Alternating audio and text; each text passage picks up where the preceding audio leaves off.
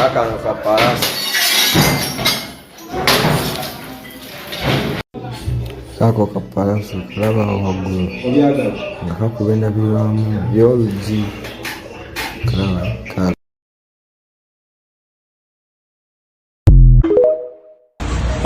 Palaso walugulidde ku pata buladi. Aba baana ba fango ne bewatankudde Palaso. Omanyi mwe bamayanja, omanyi otankula nnyo entalo nga weetadde mu linnya lya bamayanja. Nali nenya nnyo Abba, nemboozi ndala mujiwulirize bulungi, nali nenya nnyo Abba. Naye Abba yayogera n'agamba nti ba anko be ne bakitabe bonna bagenda kufa baggwewo lwa karakita. Now 2023 wakuba Alien Skin oluyi Palaso. Alien Skin takuddanga namu yadde mulundi n'ogwa. Yadde mulundi n'ogumu lwaki? Olw'ensonga nti ye Alien Skin ebintu abireka n'abikola ki? N'abita. Wano Alien Skin we bamukutte. Wavuddeyo n'oyagala okutapinga masannyalaze ge n'owozambu bamute talina musango. Naye Alien Skin we yavuddeeyo yakyogera lumye n'agamba oyo musajja tanjagaliza tanjagala. Era abantu ne beebuuza ne baga Alien Skin lwaki te kumbe yakimanyi omutima gwo okuva lwe mwalimba oluyimba bino by'abanene buli obeera ku stage obadde ng'okuba Alien Skin era omuteekamu n'omuvuma simanya bino by'abanene kyobola abo abatali banene baabakwata nga babbye obusimu obadde obyogera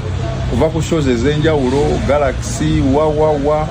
paka mu nkuuka ne mu nkukera wabyogera mu Comedy Store kati wabadde wa Mpere Festival ku Forest Resort e Buloba era n'otandika okubiyimba kyokka nga Alien ali wali wansi yaddayo okuyimba okitegeera omusajja n'omukuba naye wakwata microphone takwogerako okitegeera muganda wange kati olwamaliriza DJ alinnya ku stage wa Alien ateekayo programu nga mumusamba tteke okitegeera kosa wekyadde kiddako wabadde oyina eggaali y'abantu 8 nga Alien alina abantu nga 50. Basose ne bakulinda n'oyimba kwase omuntu wefujja adde kuba badde bakubba kwa outnumberings badde basobola okulumba ku stage awo naye nga tebabyagala okitegeera okakkana ne bakulinda n'ova ku stage ne bakuwa discipline mu bulungi era emmotoka empya emmotoka eyo gy'oyina oba ya bbulu oba ya kalaki yakutaasiza n'odduka ne video abantu mwazirabye n'omuntu wabanga abadde akwesonyiwa ebbanga lyonna lwaki tomuleka ekyo tekyakumalire n'ogenda n'ofuna abantu nga 10 ebya n'olumba akabira ne mwonoona buli kimu. Kati kankuli ekintu kyobadde tomanyi Palaso mistake gye wasinza okukola bino ebyemmotoka ebyaki ebyo kibanda babimanyi abaana bagete bwe babimanyi kibeerawo leero enkya ne kivaawo ne mistake gye wakoze kwe kulumba mama wa Alien Skin wasula n'oyasayasa endabirwamu ekyo ekintu wakoze mistake ennene buladi eyo mpalana walese yaku mutima gwe tugoyinza obutakifunamu n'abantu botambula nabo mwana bayinza okukifunamu goloza Alien Skin tamanyi mama mukyala mayanja ne muzeyi mayanja gye basula goloza Alien Skin tasobola kukwata ggaali y'abantu 5 n'alumba mama wo ne taatawo naawe mwagala awo weefuula mbu simanya wali mu gganga z'omu America wavaayo nga bagenda kutta wano juzi wagenda e South Africa wali ofiiriddeyo ngera okumanyira bayaaye gweyitawo akawempe gwe toli muyaaye just ofuna bayaaye boogula ne batambula naawe bali Alien bo bayaaye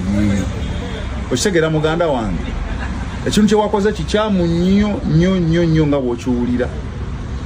naye mulinde goyinza obutakifunamu naye abaana botambula nabo ngenda kulaba kati webira naye kyekiddako music waba yakulema oyimbidde emyaka kati nga 14 bukyanga okomawo naye ne concert yemu bweti yakulema ne gye wategeka Alien yategeka eyiye mu nnaku 2 nga gweyo gitegekedde emyezi eyiye nesinga eyiyo ekyo tekyakulobera